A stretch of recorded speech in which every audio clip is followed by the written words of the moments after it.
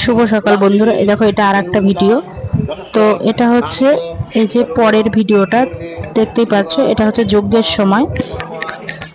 যজ্ঞটা শুরু হয়ে গেছে, এটা আগের ভিডিওতে দেখিয়েছি। তো এটা বাদ বাকি এই যে পরের যজ্ঞের যে ফল, মানে এই যে যজ্ঞের যে জিনিসগুলো ওগুলো নিয়ে আমার হাজবেন্ডের হাতে দিয়েছে, যেহেতু ওর নামে মানসিকের পুজো, তো সেটা বললো সবার কপালে একটু ছুঁয়ে দিতে।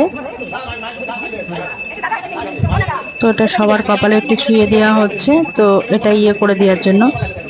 তার মধ্যে পুজো করছে আমার হাজবেন্ডের নামে পুজো হচ্ছে। তো এটা তো বুঝতে পারছো ওর একটা মানসিকের পুজো। উল্টে এই যে দেখতে পাচ্ছ, এই যে এই লোকটা আর এনার মেয়ে, লোকটা এমনি খারাপ না, লোকটা মোটামুটি ভালোই বলতে গেলে, লোকটা আমি খারাপ বলবো না, কারণ তার দোষ নেই। ওই যে মেয়েটাকে দেখছো, মেয়ে আর তার ওয়াইফ ছিল ওখানে। ওয়াইফটাও মানে উনি অতটা কিছু ইয়ে করে না, কিন্তু মেয়েটা খুব বড্ড ইয়ে। ওখানে একজনের পুজো হচ্ছে, তোরা তো দেখছিস, মানে আমার হাজবেন্ডের নামে যজ্ঞ হচ্ছে, পুজো হচ্ছে, এই পুজো সবই তো আমার হাজবেন্ডের নামে এগুলো হচ্ছে। ও ওর বাবার পুজো এর মধ্যে করাবে।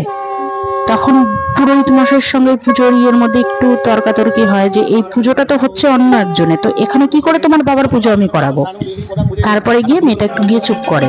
মেয়েটার সাথে মেয়েটার বাবার তর্কতর্কি শুরু হয়েছে। মেয়েটার বাবাও বললো এই পুজোটা কিন্তু ওনাদের হচ্ছে, এই পুজোটা আমার না যে আমার পুজো করাবে। মানে আমার হাজবেন্ডের নামে পুজো এখন ওর বাবার নামে যজ্ঞ করতে হবে। এটা কোনো যুক্তির কথা বলো তো? মানে সব জায়গায় কিছু না কিছু সমস্যা তৈরি হয়। আমি কোনো কাজ করবো আর বাধা আসবে না, এটা হতেই পারে না। তো যাই হোক, পুজোটা আমাদের সম্পূর্ণ